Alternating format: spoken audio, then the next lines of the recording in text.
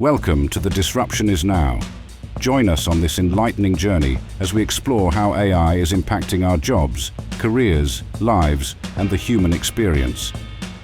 Each episode, host Greg Matusky will converse with visionaries and innovators at the forefront of AI, diving into its challenges, opportunities, and impact. So buckle up as we venture into the heart of disruption, and together, let's unfold the future. Well, we continue here at HumanX at the Moscone Center in San Francisco. It is an amazing show. You just run into people from all walks of life, from all over the world. And we went from robotics in our last section, and now we're talking about creativity and AI. And I'm here with Mikayel Vardanyan. Help me with your last name. Vardanyan. Vardanyan. I said it right in warm-up. And he's with Picsart, which is a mobile app which allows you to create quickly videos, animations, and do photo. Yeah, it's basically a design platform. So it includes different products for business users, for consumers, for entertainment use cases, for business use cases. Now, it's one of the highest rated apps out there for creative. Tell me a little bit about where it came from and how you developed it. Yeah, actually we started on mobile. We started on Android. Actually, that was also pretty when was unique. That? In 2011, after many attempts, after many experiments, we started this product, and we saw that it grows organically on one platform, Android platform. Then over the years, we evolved it into more bigger platform with video editing, with community. Now with AI tools, and also like web platform came next. So we're keep evolving, and right now it's still a lot of stuff we are doing. Now, you were just on stage, you were talking about creativity and AI, and boy, I'm a big advocate of AI, but when I talk to some of my creator friends, some of my artists, they tell me it's going to stifle and ruin human creativity. What's your take on AI and its role in the human process of creation? Yeah, so since the beginning, when we started the company and the product, our vision was always to make creativity accessible to wider audiences. Initially, it was harder with the tools we have in the back days. But then every year with all these new technologies, we're helping us to do it better and better. So similarly, we see that AI opened a big frontier for us to make this creativity more accessible to literally everyone, and make this from idea to creation, the process much faster and much easier than before. Yeah, I always say when I give a talk that I saw a survey once that said that 65% of us believe we have more creativity within us than we can express. And that may be due to a lack of skills, tools, time, or you name it. And AI overcomes a lot of that. Talk about your platform and how it enables the creativity process, the creative process, instead of impedes it. Yeah, exactly. So how you said, it was really difficult for many people to get this first step done. So you had an idea, you wanted to do something, you didn't know how to start. Or you were in need of doing something, but then you're like thinking what kind of idea or how I can do it. So now with AI, we let users to come, okay, you want to do something, you just prompt immediately to start with something, and then you already have some baseline creative asset which you can play on. You can change the prompt and adjust it. You can do some additional work on this creative. So we help you to start with AI, but then do the rest via other tools, or continue adapting and making sure that you get the creative you intended with the other AI tools. So tell me a little bit about it's available on the App Store, right? You can download it. Yeah, we have on App Store, on Google Play Store. We have also web products. So we have on all platforms basically available. And so tell me a little bit about the use cases and some of the things that your users find it valuable for. As we have like 130 million plus monthly active users and over 2.5 billion downloads, lifetime downloads. That's unbelievable. Yeah, that's why we have so many For a different. kid from Armenia, that's pretty good. That's why we have so many different varieties of use cases. People are coming, using the product, starting from simple retouching the face to post on the social media, coming during certain events to use our AI filters. And if you are running, let's say, side hustle, you need different creatives to sell your product on social media, to market your product. You need creatives to run advertisement on different platforms for your company. You need more creatives. So all are the examples of the use cases and correspondingly the users we are serving nowadays. Now, moving into the agentic world, you have a new marketplace of agents or an opportunity for agents. Explain that to me so I can understand where agentified AI comes into play. Yeah, it's new trend right now. Everything is agentified, right? 3 years ago, it was all about models. Right. This year is all about agents. It's the year of the agent. Yeah, year of agents, I believe also the next year. But basically what we are trying to do with the agents and the marketplace we are created, we saw that over those years we are in this market that yes, creatives are at the core of what we were building, but then you need different other tools, not necessarily related to creative directly, which helps you to run this creative on different platforms, to utilize that creative to sell something. So that's why with the help of these agents that we are now introducing, we just introduced several of them recently, we're helping to complete the full workflow. So basically, similarly, like if you are Shopify, selling on Shopify something, right? You need creative, then you need to upload to Shopify, then you need to do this. There's a workflow. So basically what we did with agents is I introduced agent for Shopify sellers, which can create the asset, can upload the asset, can run it on the Shopify and sell it, bring the analytics back. So basically replicating so what previously needed to be done by several people and long process via this agent, for example. With Picsart, what do you think the real the best value is? How does it compare with the others that are out there? I'm familiar with Canva and others. What do you think the killer app is for what you're doing? First of all, our brand, which we built over those almost 15 years, and this brand built around the Gen Zs, which were our audience Lots since of the social beginning. media. Yes. Lots of fun things. Yeah, they were like super Vivid, young. lively. They started as teenagers with us. Now they grown. They're running the businesses. They're part of the businesses. So we are the largest Gen Z platform at the moment for creativity. Second, we always were focused on combining this unique creativity with some simple tools.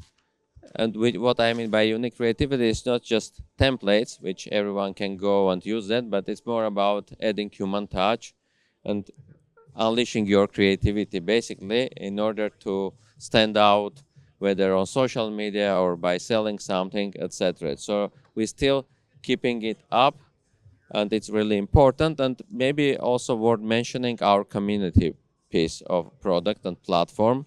So we have we have a large community within the product. So users basically can create and upload their stuff on our product, and others are utilizing the same. We were first who created this user-generated content. Now tell me about your journey. Did you come from the tech side or the creative side? No, tech side. All co-founders coming from the engineering background. We're all engineers, but each of us. How many collective downloads do you have? 2.5 billion. 2.5 billion. Picsart now with agentic agents that can. Yeah, agentic agents, and by the way, we also yesterday or even like today, depending on the time zone, we announced that our Picsart Earn program, which lets our partners and users to monetize and earn money by coming and partnering with Picsart. So that would be in the creative process to sell your product or sell your creative? Yeah. That's awesome. Well, Mika, thanks for being with us. Thank you also. Interesting story, and we continue on at HumanX as we move into the afternoon session. Well, again, we continue here at HumanX at the Moscone Center in San Francisco. Great conference so far. We're in the first half of the first day, and we're switching topics again. I think we went through robotics and verifications earlier this morning, but we're here talking a little bit with Jonathan Levin of Chainalysis, which is a cryptocurrency security company working a lot with AI to help track the bad guys and to thwart fraud in the blockchain, in crypto, if I got that right. You got it, absolutely. The game has changed a lot since AI has come on the scene, both from our point of view, but also from the adversary. Let's talk about how it's changed, because a lot of people say it's changed, but is it the velocity? Is it the type of fraud? What has changed?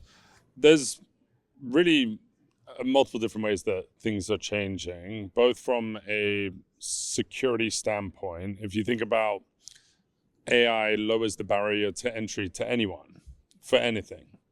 And when it comes to scamming people, when it comes to hacking into infrastructure, when it comes to deep fakes, when it becomes, phishing attempts, all of the ways in which people go and compromise people's accounts or credentials or, cryptocurrency keys, all of those things become a lot easier with AI.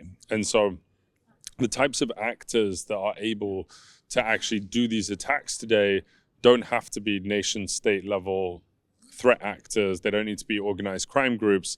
They can be just individuals who are entrepreneurial in nature, and they can then take out real businesses or real people's money. And that's always been the concern with AI, that it makes everyone an expert. All of a sudden, some kid in Kenya can be either curing cancer or hacking into somebody's crypto account. So tell me where you sit in that cycle of security. Yeah, so we provide the main way that people understand how and why people are moving money on the blockchain. So if you think about the blockchain as this public ledger that everyone can see every transaction, what you can't tell is the underlying purpose of these transactions, who is actually behind those transactions. That data does not exist in the public blockchain, and that data needs to be collected about which wallets are controlled by which services. And so what we have done for over a decade is make sure that we maintain that map between the real world entities and the blockchain transactions that are there. And the collection of that information and the dissemination of that intelligence is the business that we are in as Chainalysis. How do you do that? That's what I always thought blockchain was about, that it is anonymous and it can be validated, but it's anonymous as to who is behind these accounts. And yeah, so what happens is that if you think about it, wallets and addresses are pseudonymous in nature. They are not attached to the real world entities in general that put those transactions there. And so what we do is we look at the patterns of activity that happen in the blockchain that are given by the transactions. We reassemble those transactions into the wallets that we know conducted those transactions. And then we conduct an exercise of labeling those wallets with the real world entity that put them there. Let me give you an example. If you are running a cryptocurrency exchange, you have to comply with anti-money laundering obligations. You have to risk score all of your customers' transactions on the blockchain. You come to Chainalysis and you screen all of your transactions against us. What they are looking for is a source of funds from a ransomware campaign or a scam or a terrorist financing campaign or a sanctioned individual. That data set is something that we've curated, and we've also curated all of the data about that cryptocurrency exchange's transactions and the other 1,000 cryptocurrency exchanges that screen transactions with Chainalysis. And so where does AI come into play there with regard to tracking these? So we now collect a lot of intelligence using AI to be able to actually interact, for example, with scammers. So we are on the internet meeting scammers where they are trying to meet their victims. We're pretending to be victims. We're talking to scammers using agents and actually getting the financial identifiers that the scammers are trying to scam people with. So the compromised bank account credentials, the compromised email accounts, the phone numbers, the cryptocurrency addresses that they're using. And we have conclusive evidence of them using this as infrastructure to commit those scams. And then we can alert our customers about those addresses. Without giving up too many details, I know you work in a very confidential industry. What were some of the most weird or interesting scams that you've seen? We specialize in a lot of different scams. I mean, we definitely see the re-victimization of people, which is really horrible, where someone loses crypto. They then get re-victimized by someone who helps recover stolen crypto. And so these organized crime rings actually have different personas. Come in for a second bite of the apple. They come for a second bite of the apple. And so we do the same. That's crazy. We like to do that where we find someone who's not very good at scamming, and then we'll go re-scam them 10 times. And so do you have a team that's online doing this all day long? Are they on you the don't need dark web? You don't need a team anymore. Now we have agents who do it for us. And so we do have a team, but we actually conduct a lot of this now through automatic collection, which we think at scale means that we can stay at least in line with scammers who are now supercharged with AI. So with this, in this regard, is this really a space race as to them always anting up one step and then you have to do a countermand of some sort? Yeah, I think it's very much an infinite game of cat and mouse.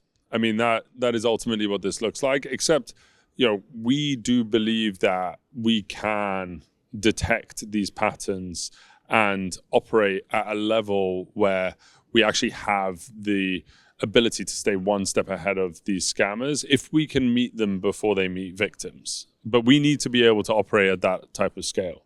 Well, I know you work with a lot of major financial organizations around the globe, and your firm, again, how big is it? Where is it based? Yeah, so we're headquartered in New York, but we have operations in 29 countries around the world.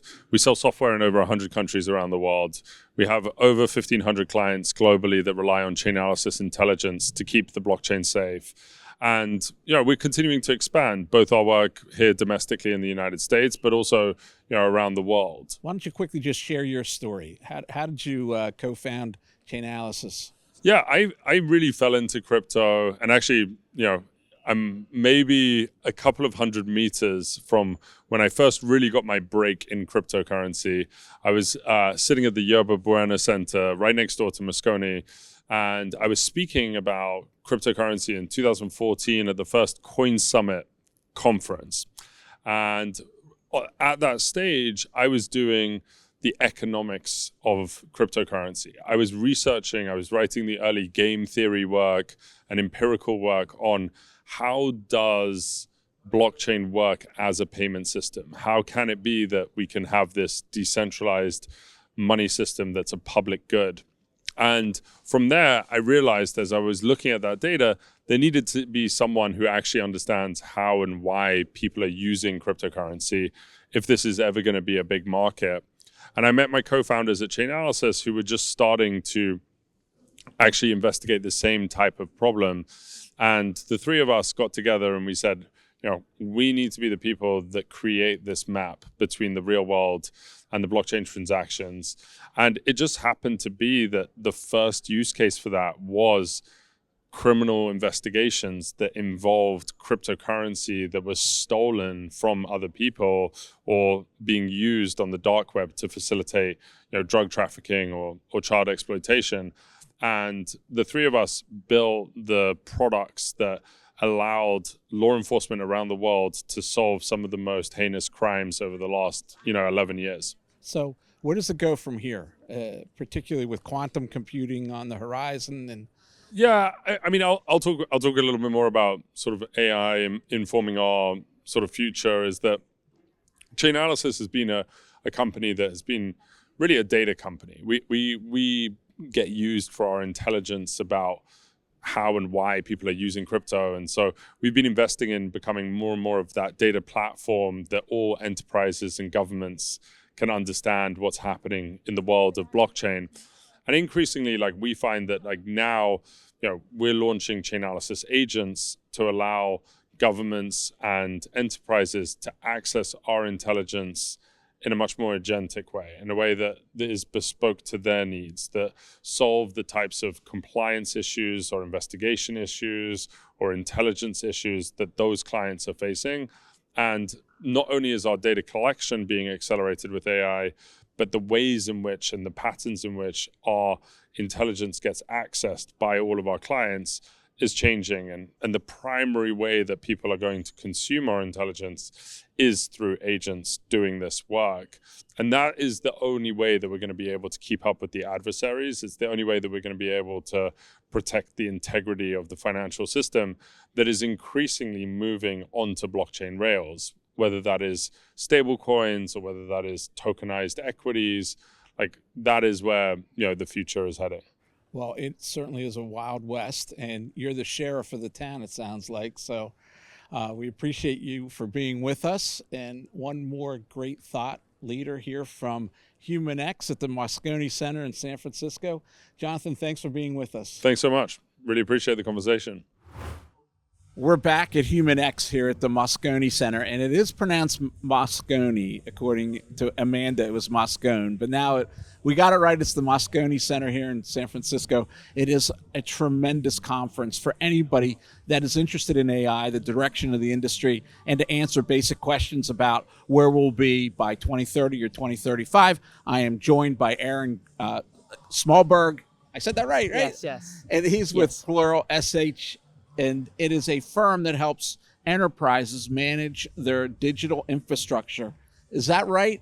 Can you tell us more? Because this is perhaps the most technical conversation I'm going to have today. So tell us about Plural. Yeah, I would say, just to set the evolution of the industry, is that applications and infrastructure have gotten more complex as you had the move from on-prem to the cloud, the move from cloud to microservices to thousands of microservices. And a microservice will just represent everything that's needed for application to run, essentially.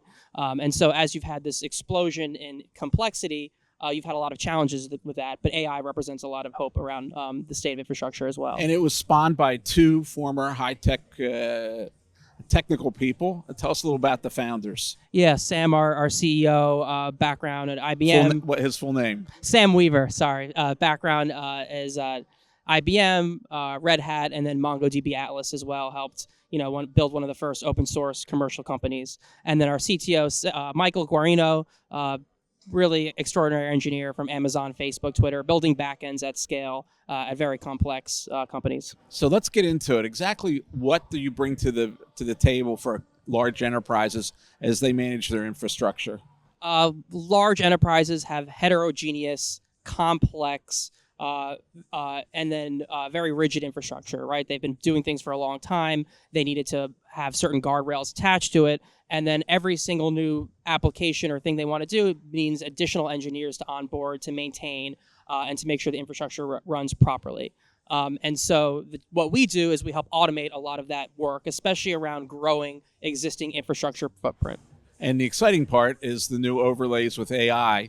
Tell us about that and what the direction of the company is. Yeah, what's really exciting is that a lot of this infrastructure is very messy and complicated, but if you can give agents the right context, they can do things that you've generally had to hire teams of engineers to do. So one thing is your on-call SREs who are maintaining the reliability of these applications and infrastructure and responding to incidents. Today, you can give the same context and metrics that they would be consuming to an AI engine who can automatically investigate those incidences and then actually fix those issues for you. That's just one example of the kind of thing that AI always on 24/7, unlike a team of coders or professionals. Exactly, and they don't get burnt out, and they also are really able to very quickly and immediately respond to super high critical issues as well. So from a resiliency perspective for the enterprise, what would be an incident that you would be down, take time to investigate and you could be down for hours, AI will investigate instantly and remediate almost instantly. So what kind of companies do you work with? Is there a certain designation, agnostic, Do you have to be a certain size? Give me some idea of the ideal customer. For us, it's just a large enterprise with complex heterogeneous infrastructure. That's normally a lot of times will be financial services, for example. They have a lot of regulatory constraints. They have high SLAs in terms of vulnerabilities and patching and incidences. Could be healthcare as well. But generally, if you've reached a scale where that it's becoming incredibly costly and high operations to scale your infrastructure, that's a good fit for us. How stunning is it that now agents can do that work? And did you see that coming when the company was founded, or this is something that, as it's being built out, you realized it's a huge opportunity and a must do? Yeah, that's a great question. I would say honestly, we didn't. And it's really been an evolution with us. Again, we were built to solve that problem in enterprise of complex, hard to scale infrastructure. And like other people in infrastructure, I would say inherently people were very skeptical of AI, especially infrastructure, because it touches critical systems. You might be worried about AI running wild and you don't know what it's going to do. But as the foundational models have gotten better, and we found that if you give it the right context and the right enterprise guardrails, the technology is really transformational, and it's only going to get more transformational on what agents can do and the types of actions they can do. And tell me about recursive self-improvement, in that you said that they can identify the issues and then solve the issues. So break that out for me in simple terms. What are the agents doing?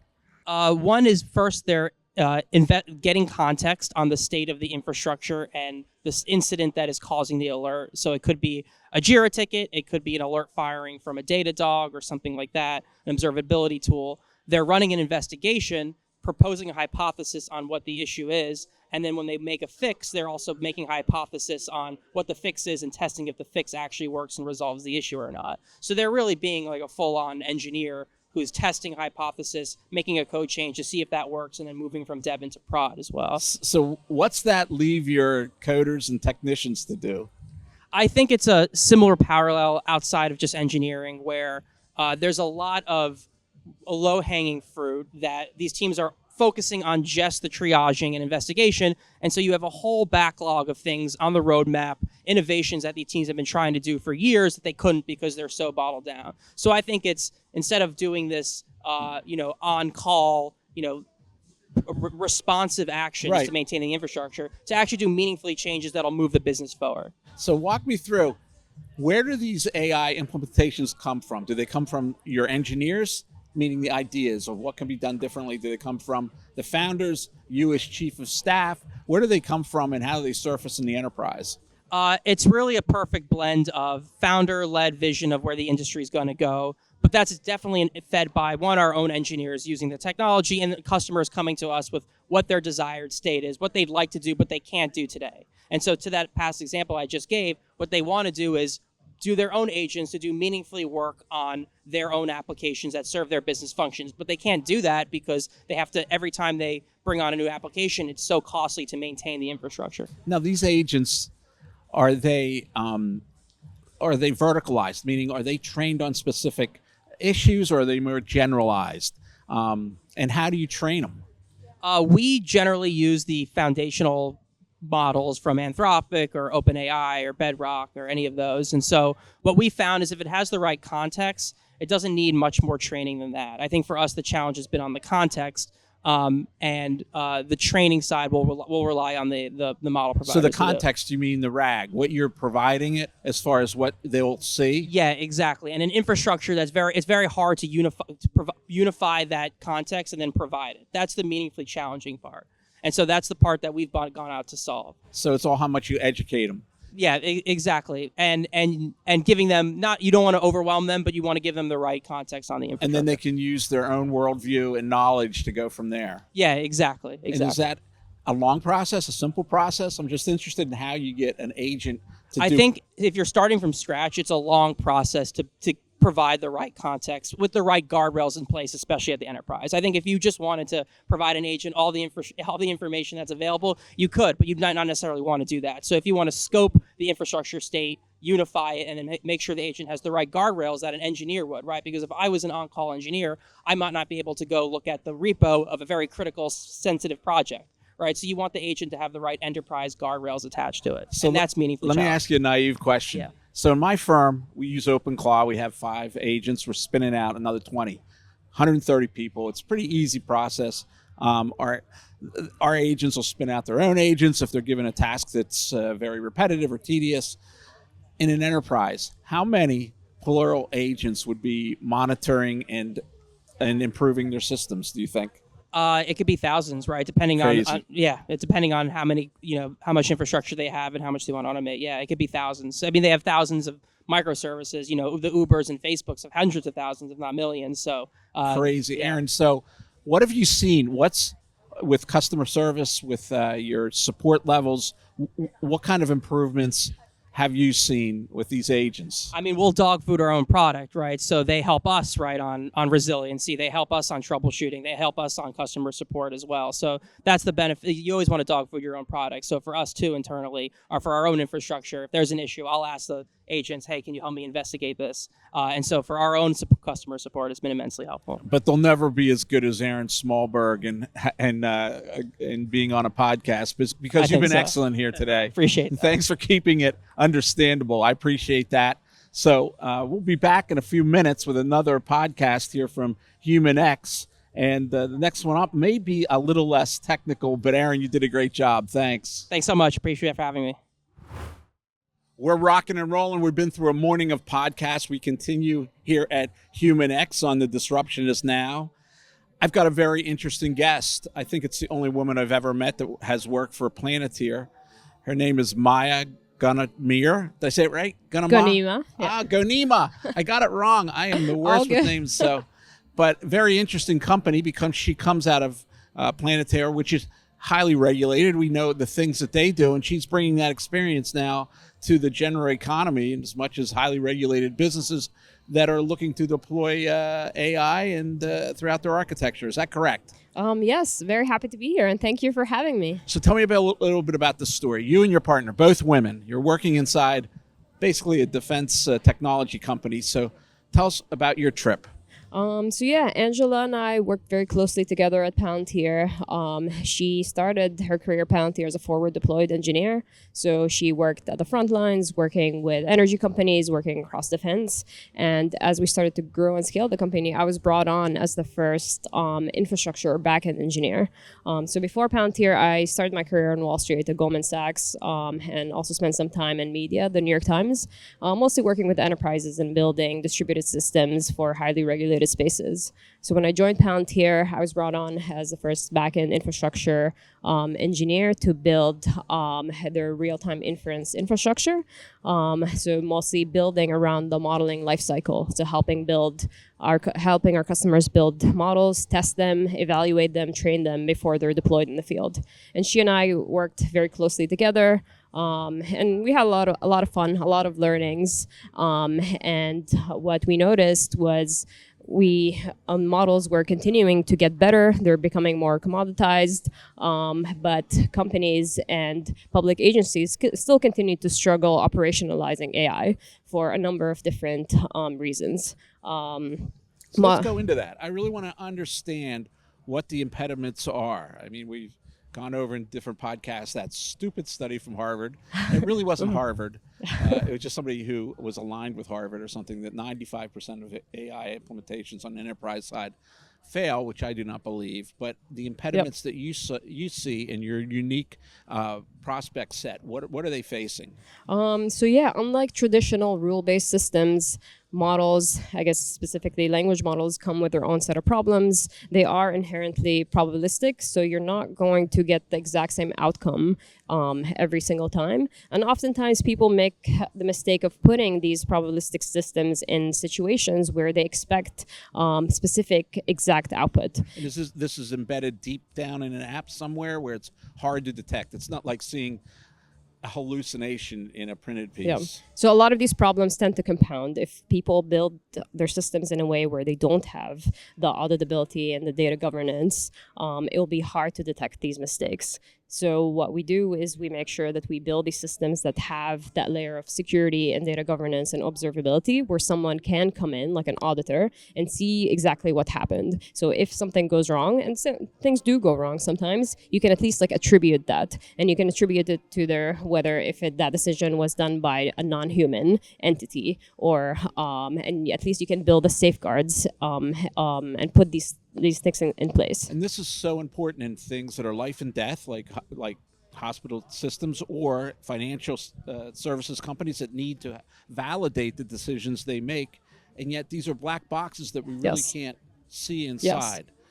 So exactly how do you see inside? How do you identify a bit of data that it came from an AI somewhere embedded deep in a system? Yeah, so we take a very glass box approach to how we build workflows and agents, and we really try to push this idea of controlled autonomy. So you Say always that again, controlled autonomy, Okay. where you have certain rules and governance and potentially human-in-the-loop feedback embedded into a process. So at any given time, if for a particular kind of a workflow, you want to pause the workflow and you want the human to go in and course correct a decision, you can. So our infrastructure makes it easy to kind of like stop these long-running workflows safely and securely, and have that human intervention, and also things like having the guardrails or the failback mechanisms, because oftentimes enterprises want to be able to embed these models into things like invoice processing or like other mission critical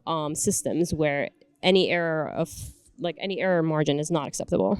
So what do you see the biggest source of errors? Is it based on the predictive model of LLMs, or is it lack of data? What are the biggest problems? Like, I think a lot of times the enterprises have not gotten their data footprint in a good place, or haven't organized. Starts at the very beginning. Yeah, some companies are much further along journey than others, but oftentimes the data and the internal corpuses that companies have isn't organized in the best way that a model can make best use of it. And we see that, so even for ourselves right now, as we're embedding models into the way that we build software, no one writes code by hand anymore, which is crazy. This is only like from 4 months ago, but we spent a lot of time basically describing and annotating our systems so that the model can make the best use of them. So it will take a lot of companies a lot of time organizing their data and annotating it. And like oftentimes some of the mistakes where people don't understand where certain models can be plugged in, or like misuse of like different kinds of models, people using a language model to do recommendations, but that's not kind of like the right.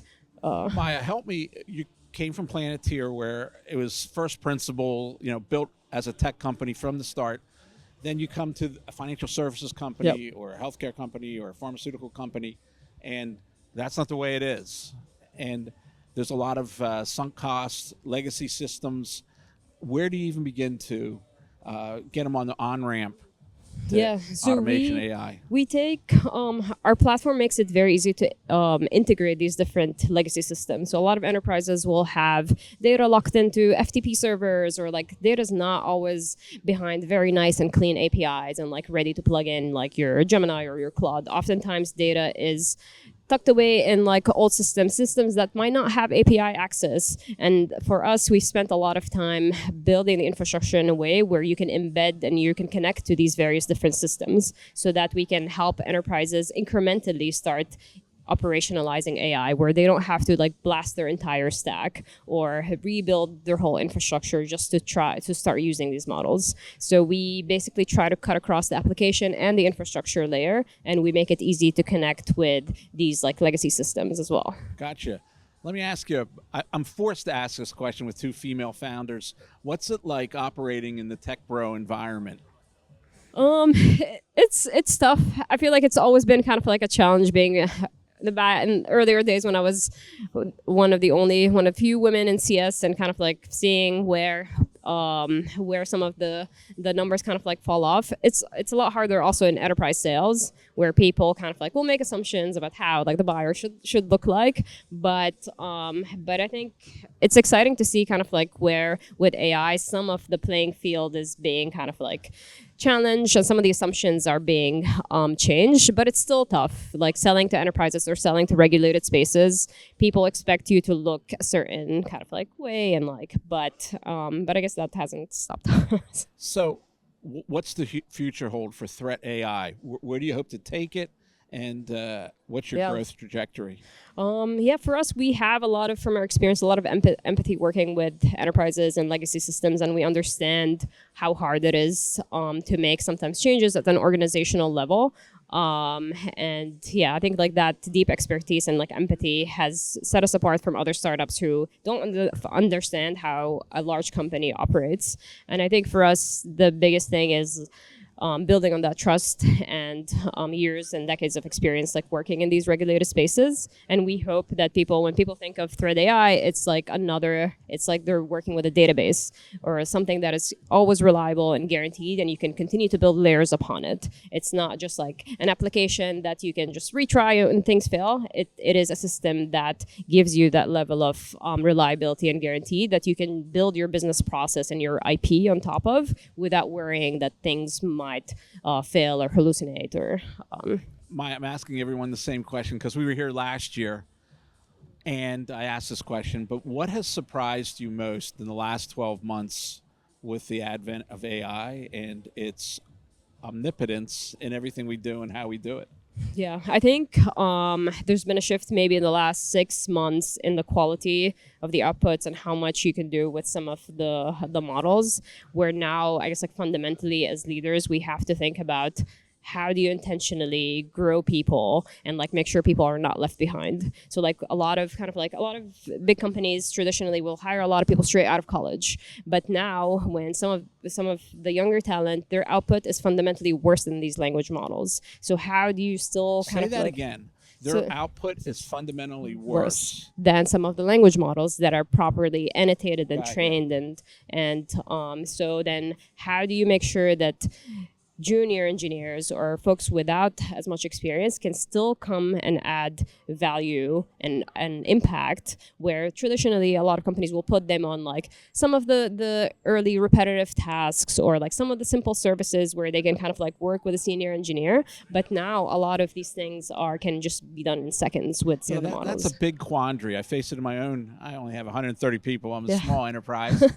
But how do you bring junior people in under this circumstance? First, AI can do a lot of what the tedium and the administrative, and I worry that they're never going to have. By doing that tedium, they learn the craft, they learn the art, and if they never have that exposure, will they learn it? A, and B, will they ever get employment in this world? And to really use AI effectively, I believe the best people are domain experts. Yep. Right. Exactly. You still have to know what you want in the outcome. You still have to evaluate the outcome. You still have to know what the process most probably was to get to this outcome, even though we don't know exactly.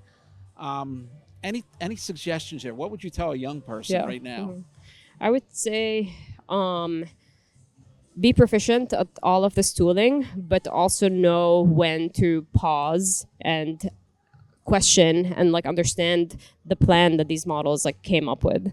Because what the worst thing that could happen is, I guess, like, folks who haven't like wrestled with different kinds of problems, their surface level understanding becomes like too shallow, and then they don't develop that subject matter expertise. So I think it has to be a very intentional learning process, and they have to kind of come out of their comfort zone, where in the past maybe when you hired junior engineers, they focused on only a particular part of the stack, or like they were like, I'm only hired to do this. But I think now we have to relax some of these assumptions, and whether it means moving up or down the stack at the infra layer or closer to the customer and like the customer pain points, I think folks, or like closer to understanding like product and functional requirements, we have to kind of like start stretching folks, and folks have to be open-minded about where the next kind of like value add is, or places where the models are not good. So like the models are not good at like context switching. The models are not good at like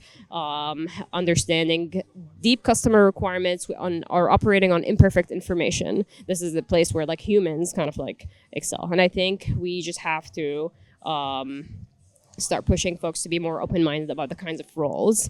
And we'll see kind of like if some kinds of engineering is in fact now a solved problem, where people will start getting pushed, I guess, like where their skill set is going to be. We're starting to see kind of like there was a period when the site reliability engineer, the SRE role kind of like became a big thing. And now we're seeing kind of like the beginnings of like the agent reliability engineers. And like some of that, whether kind of like you're orchestrating these agents and you're correcting them and like setting them on the correct path, that kind of role is going to be interesting. Well, thanks for being with us, Maya. It was very insightful. It's Threat AI, and it's 2 female founders, and you're moving quickly and working with a lot of highly compliant and high-risk organizations and enterprises. So best of luck, and thank you so much. Keep us updated. I'd love to know where you go. So next year, of course, we'll ask again. What surprised you most? Awesome. Thank you so much for having me. Thanks for being with us. Thank you. Well, we're moving on here at HumanX, and we're going to explore another dimension of AI and some of the problems that surround it with regard to explainability. Explainability as to what's in the black box that can help better inform the machine so you can get better outputs. I'm with Jessica Reeves. She's CEO of AxonIQ. Yes. And thank you for having me. Thanks for being here. So did I say that right about AxonIQ? That's your basic mission? Yeah, it's like making AI explainable, responsible as well, and really making sure that AI has the best data to train off of. Now, tell me your story, because you have a unique background. You came from HR, not a tech background. Right. How do you get to be the head of a major tech company coming out of HR? I think the HR journey is my magical power. That's the human element. It's the human element for sure, right? So my journey in HR early career, from there, I'm very operational by nature, very efficiently minded. So fell into more, sales ops, and then it was product ops. And then more and more, I was stepping into more of a broader view of organizations. From there, I was COO at a company called Anaconda, which is a Python distribution company. It's a huge open source community. I was there when we were single-digit millions and unicorned it. So it was the team and I unicorned it. So it was a very rewarding journey there. At my time there, as I said, I was COO, but I also held interim CRO a couple of times. So really understand go-to-market, and from there kind of being able to have a wider view, but at a deep level of like the people and what they do and what does success really look like, and actually doing some of those roles on the ground floor, I think has helped me a lot. So bring us up to AxonIQ and the basis of your mission, and how do you do that? Because I've always been taught by many of the machine learning people I bought that explainability is something that's just a bit beyond us all. We don't know where that information or where that bit of data is coming from when it goes through the AI engine. So you told me earlier how that works at AxonIQ with regard to context. Yep. And I just want to hear that again. How does it flow through the system so it understands before, during, after, the whole cycle of the data or the image or whatever's going on? Well, I love how you use the word black box, right? So basically our whole mission is to make that a glass box. So you can have full visibility into what your systems are doing, what the AI is training on, what AI decisions are doing, all of that. So basically AxonIQ it's not shiny, it's not sexy. And a lot of times in this new AI world, we're only talking about the sexy new shiny thing. Right. AxonIQ is a fundamental infrastructure. I like to call it the trust layer of everything, where it basically takes your business logic from a data model perspective. So it understands your business rules, if you will. And then from there, imagine the data kind of flowing between systems. And given we understand that business logic and we're business aware, we're then able to kind of, as we see things, basically signal other places of what that means. From there, so an orchestration, if you will. From there, it all rolls into this single glass box that basically sequences it, tiers it, gets rid of the noise of data that you don't care about, and basically enables you to be able to ask why things are happening, not just what has happened. Which is very important in the AI process, because usually as an output, you just know the what. I mean, you get you get whatever you put into it. It's the result. So-and-so is thinking, and then it's like the answer. Right. But you don't really know what came before and what came after. Right. What kind of clients are you working with? I imagine it's a highly compliant arena that you go after, but maybe not. Yeah. So I'd say that AxonIQ is 8 years old, and we've been solving native AI problems before AI was even on the map in terms of distributed systems and load and real time and content. Gaining more visibility into all those.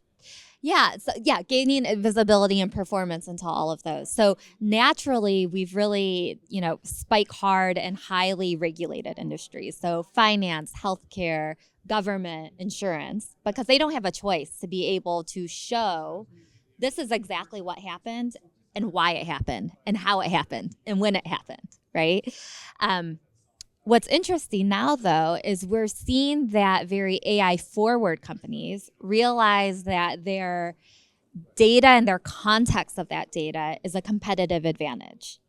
And their AI is going to be better if it's training off of the whole history and the whole story versus a single snapshot in time. Give me an example. Yeah. So if you imagine, call it a financial organization, for the first use case, we do a lot of trading. We do a lot of onboarding and approval processing things. So of that nature, you can imagine, instead of just knowing Jess's loan was declined, it shows you in a very intelligent way that, well, Jess's loan was declined, but why was it declined? Well, it's because she's moved 10 times in 5 years. It's because she went bankrupt one time. It's because. And because of that, this is the decision it derived. Whereas current architecture will just show you Jessica Reeves' loan was declined on X date, and her credit score is X, right? So it shows you the context behind decisions. Which is really interesting, because I was just recently dealing with an issue with a bank which had denied loans, and the DOJ cited them for redlining. And the issue was that the DOJ no longer is triggered by complaints from consumers about redlining. Rather, they do data analysis, and they look at the results. Okay, so if you have a charter to operate in so many counties, and one's in a disadvantaged community, and the results say that you didn't lend there, that's fair game for the DOJ. It was really hard to understand why they didn't lend there. One of the reasons they didn't lend there was because they had never opened branches after the pandemic in that area, right? But no one understood the story before, during, and after, and they ended up in serious litigation issues with the DOJ, because all they could look at was the result and not the flow of the story. If you saw the flow of the story, you realized that the pandemic had hamstrung them. When we came out of the pandemic, they went all to digital, right? Yep. And that wasn't enough to assure that a disadvantaged community was being serviced. So that's a brilliant example. Of today's architecture is based really out of the 70s or 80s, which is CRUD-based architecture, where it takes the current, state of today and throws everything else away. Exactly. Because memory was so expensive back then. Right. But now that memory has gotten cheaper, and we know how to efficiently store it in a very smart way, we're able to kind of tell the full story and also rewind and replay. Right. So if that organization was using AxonIQ, for example, it could replay. This is the exact story of what happened. Right. And not having that record, not having that story, not having that replay is what made him specifically susceptible to the fine, because there was no evidence of what really took place. Rather, there was a result based on who received the loans. Right. So there's no greater contemplation of it. Yep. So you're a European-based company, and you're moving into the U.S. Yes. As the CEO, what are the first steps you take? That sounds like a monumental task. Tell me a little bit about this rollout. Yeah, I'm about 9 months in, and I am really lucky to have such a brilliant team. The founders are still with us today. Brilliant minds, Allard, the CTO, Jeroen, he's now president. Both have really helped me kind of ramp in. I'd say the very first thing I did, I always call it KYC, know your customer, not like the loan origination, but KYC, in that you really need to understand not just who is consuming your product, but what are they doing? What are the behaviors, so you can build a better product?